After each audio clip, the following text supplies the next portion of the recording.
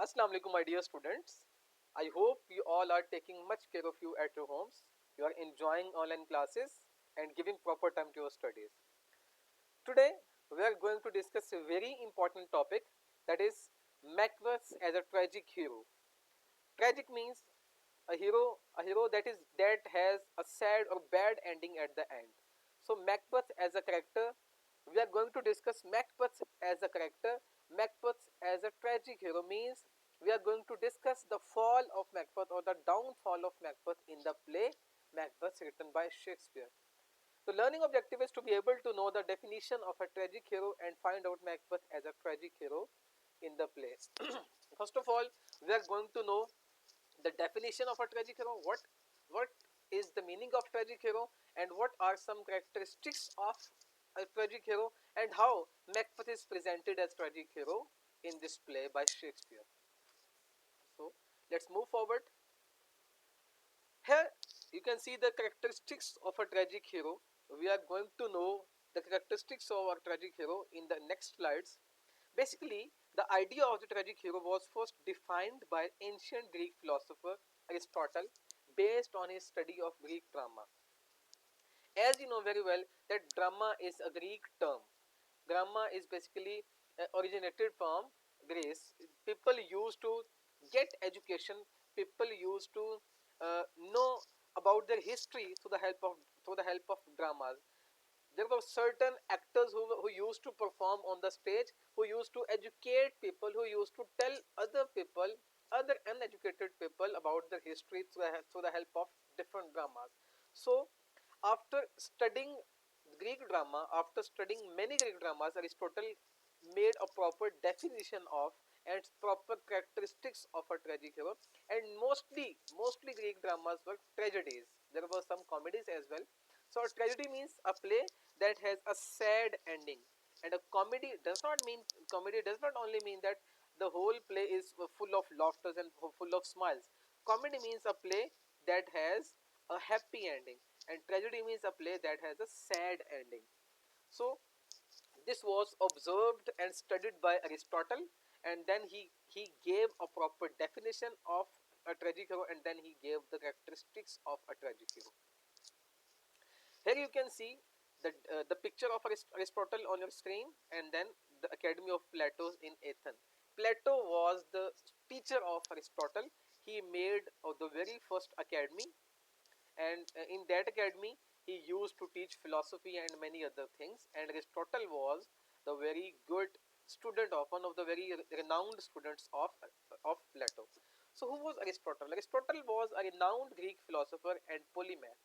Polymath means a knowledgeable person, a philosopher, a man of high knowledge. Aristotle was a renowned Greek philosopher and polymath taught by Plato.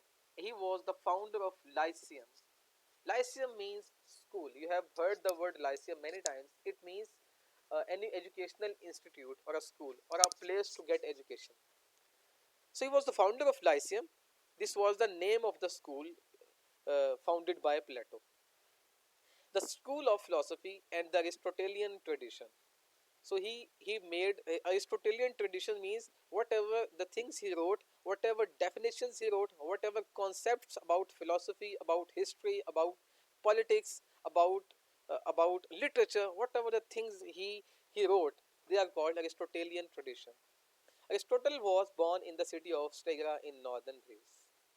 So this was all about Aristotle. Now, if you talk about the definition of tragic hero by Aristotle, so here we can see Aristotle defines a tragic hero as, in inverted commas, you can see the definition of a tragic hero. Let me read it. A person who must evoke a sense of pity and fear in audience. He is considered a man of misfortune that comes to him through error of judgment. So let me revise it with explanation. A person who must evoke a sense of pity. A sense of pity means a person, if you see a person in a play, if a person is going to have some sad ending, and after seeing his condition, after seeing his ending, after seeing his consequences, you must, if you have a sense of sympathy for him, so it means that is a tragic hero. If you have a sense of pity or sense of sympathy for a particular character in the play, so that is a tragic hero. And fear in the audience. And yes, if you feel fear of fear, if you have the fear that the same thing could happen to you as well, if a tragic hero, if a hero has a sad ending or a bad ending, same thing can be done to you as well, same thing can be happened to you as well. So it means if you have this fear in your mind about one particular character, so that particular character is tragic hero. He is considered a man of misfortune. It is because of his misfortune, means bad luck. It is because of his bad luck that uh, he is considered a man of bad luck that comes to him through error of judgment. Now, this bad luck is not written in his fate. No. This bad luck or this misfortune is coming to him through error of judgment. Error of judgment means he is not having the proper sense of decision, he is not having the sense of judgment, he is having a flaw, he is having a fault, he is having an error. What is the error? What is the flaw? That is his judgment. He cannot judge people, he cannot observe people, he cannot decide something good for him. So this was the definition of Aristotle. Basically, we are going to know Macbeth as a tragic hero. So we will learn how Macbeth is presented, as a tragic hero, and whether Macbeth is falling upon this definition of tragic hero or not. So we will learn it in next slides. Second line in on sorry on second paragraph, you can see a tragic hero's downfall evokes feelings of pity and fear among the audience. This is what I just told you. If you are the audience or if you are the reader, so you will definitely have some feelings of pity and fear for the tragic hero. Again, Aristotle says a man cannot become a hero until he can see the root of his downfall. A man cannot become a hero of any play, of any writing, of any story, if he does not know the root of his downfall. Root means the reason of his downfall. So here in Macbeth, we will try to find out what was the basic reason of the downfall of Macbeth.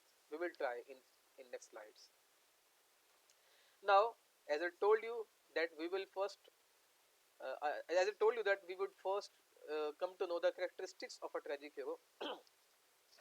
So you can see on your screen, here we have basic characteristics of a tragic hero as explained by Aristotle. These are some characteristics and we will discuss them one by one. The tragic hero should be of high noble stature. High noble stature means he must have some nobility.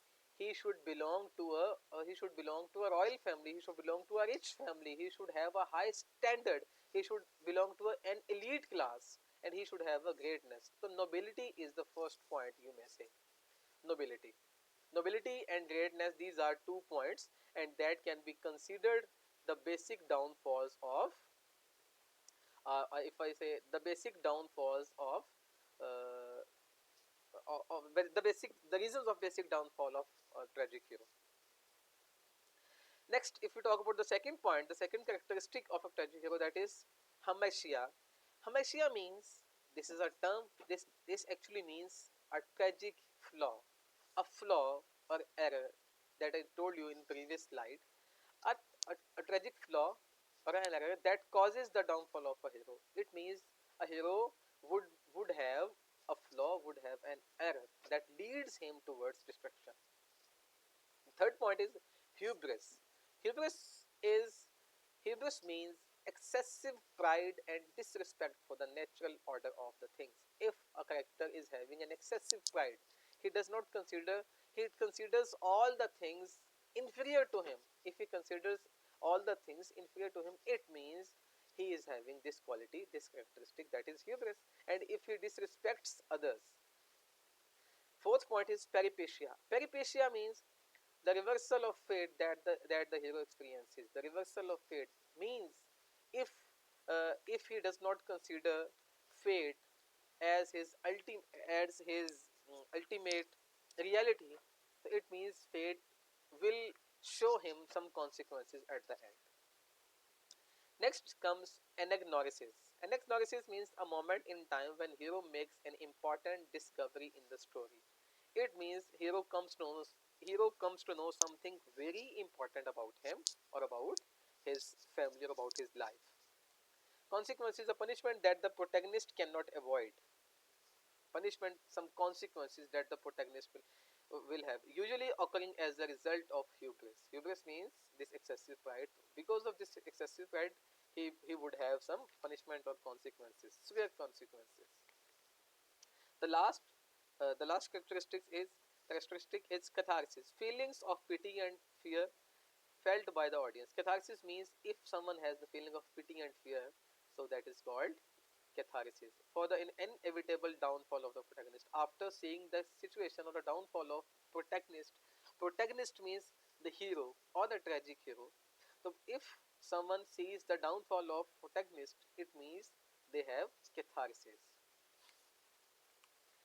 Here you can see some other points related to the characteristics of the definition or characteristics of tragic hero.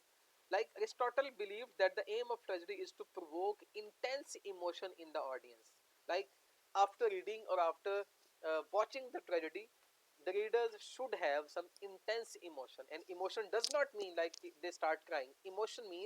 Emotion means the emotion of excitement, the emotion of anger, the emotion of happiness, the emotions of sadness. But here, intense emotion means like they are having the fear or they are having the pity for the tragic hero. Second point is hero must suffer for more than he deserves. If if the hero belongs to an elite class, if he belongs to some nobility, it means he should suffer more than he deserves. Because the the the downfall of a noble person means a lot. Hero must be noble in nature. Third point is hero must be noble in nature but imperfect so that the audience can see themselves in him. Hero must be noble. As I told you earlier that hero must have the quality of nobility or greatness. But he should be imperfect means we know very well no one is perfect in this world, but this is specifically related to the tragic hero that he is imperfect, he is having a flaw, so that the audience can see themselves in him, so that the audience can feel that they can also be in place of this tragic hero. Fourth point is hero must have discovered his fate by his own actions. Like he should discover that because of his own actions he is trying to change his fate, as Macbeth does. Because of his evil ambitions he changes his fate, we can say this, not by things happening to him.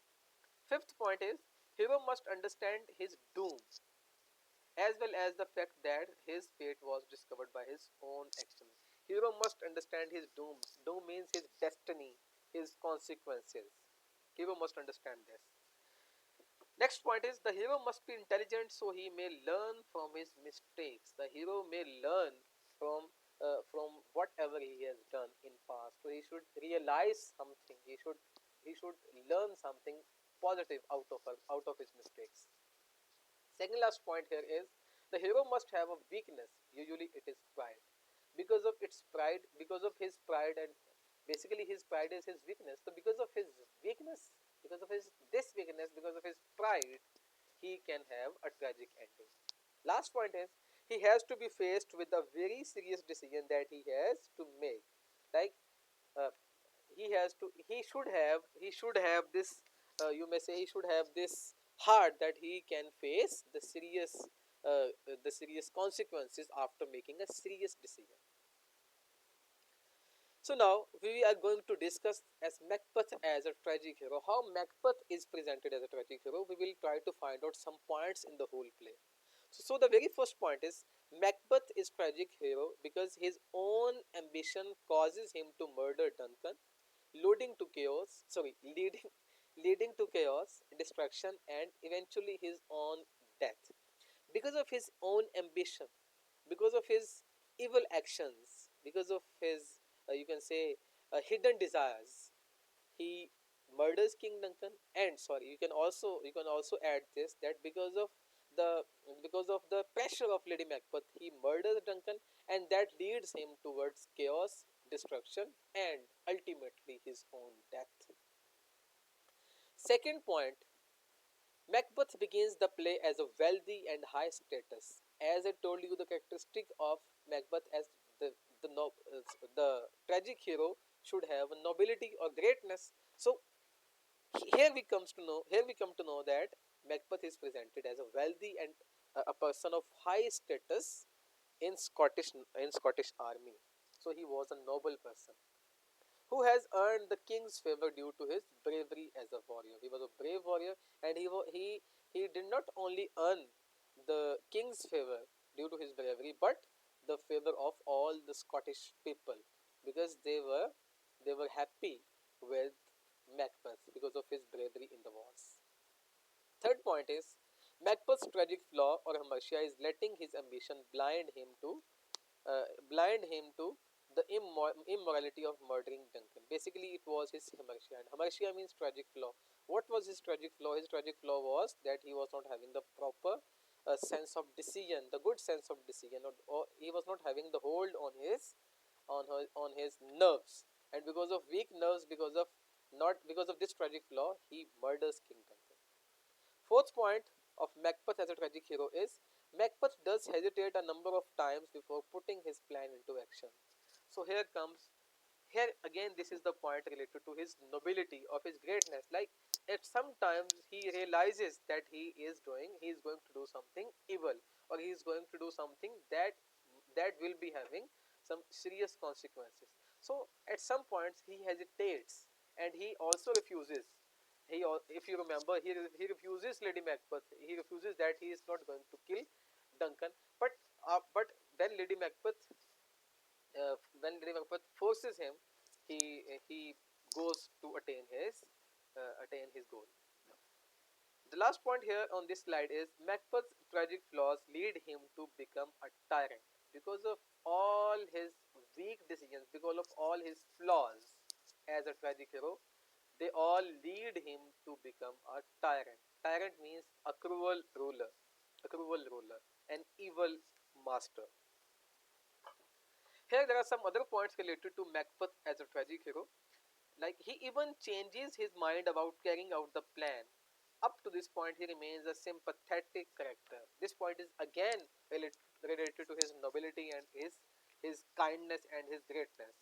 So up to this point, as I told you, he refuses to Lady Macbeth, and he changes his mind to kill Duncan. And at this point, he is considered a sympathetic character.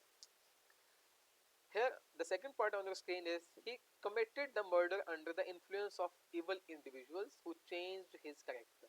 He he committed the murder. He committed all the evil acts under the pressure, under the influence of evil individuals.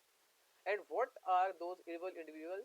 Basically, the witches, or you can say Lady Macbeth, and he himself, because he was converted into, and he was changed into, an evil individual as the play proceeds. Believing in the prophecies, third point. Believing in the prophecies, murdering Banquo and Macduff's family were his dreadful decisions.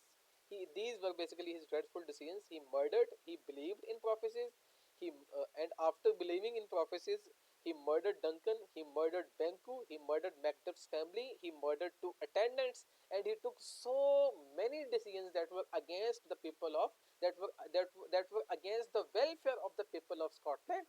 So you can say these decisions were his dreadful decisions, and these decisions were actually his hamartia or tragic flaws. Fourth point on the screen is from valiant Macbeth to sick at heart or coward. He was a courageous, brave, and good nobleman who was haunted by superstition, moral cowardice, and overwhelming ambition. So in Act 1, Scene 2, or I guess Scene 3, we came to know about Macbeth when King Duncan says valiant Macbeth. Valiant means brave. So he was considered a brave Macbeth at the play starts. But after some time, after the play proceeds and after the play is going to have an end, we in Act 5, Scene 5 or Scene 4, I guess, we come to know that Macbeth is saying to himself that he has become sick at heart or coward. He is not ready to fight. He is having some fear. So this is how the character of Macbeth has been changed and character of Macbeth has been developed.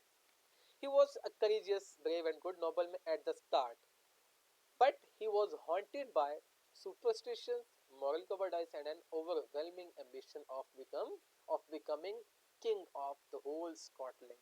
Although he was made Athene of an area by King Duncan, but because of his ambition, he tried to he tried to become the Emperor of Scotland. The last point on the screen is classic Greek tragedy relied heavily on fate. Fate is an important part in Greek tragedies, in Greek dramas. Fate was having an important role in the downfall of a tragic hero. But here, instead of fate, what Shakespeare used the use of the supernatural powers like witches, spirits, and apparition links Macbeth to Greek plays. Shakespeare, instead of using fate as the cause of downfall, he used supernatural elements like witches, spirits, and apparition. And by using these supernatural powers, he considers that these things are the basic reasons of downfall of a tragic hero, means Macbeth. And this thing relates this Macbeth to Greek plays, because Greek plays, they were so old. They were they were performed, they were written even before Christ. So that was a classical period, and all the plays in the world are following the tradition of Greek dramas. So they are writing, all the writers even right now in modern times, all the dramatists and all the playwrights, they are writing the plays on the Greek tradition and on the rules that are followed by Greek dramas. So, uh, in order to link modern play to a classical play, or to a or to a Greek play, this was very important thing, and this was well presented by Macbeth by using supernatural elements instead of fate. Now, this is your assignment.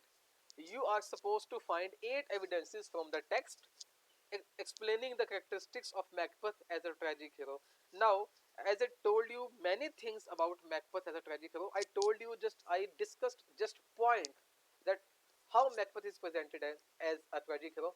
Now, you are supposed to find out the evidences from the text. And yes, most of the evidences are those evidences that are made you underlined by your teachers during your class. So, just have a look on your book and try to find out the underlined sentences and underlined dialogue. And out of those underlined dialogues, try to find out which dialogues suit Macbeth as a tragic hero. And out of those quotations, just find out any 8, so that you can use these evidences in your questions, in your papers, or other things. So that's it from my side today. So if you have any question regarding this whole lecture or regarding Macbeth, you can ask. You can ask anytime. You can ask in Google Classroom in the given time, or you can ask in YouTube channel. So that's it from my side today. Inshallah, we will be with you in next class with a new topic and with a new energy and with a new passion. Okay, Allah Hafiz.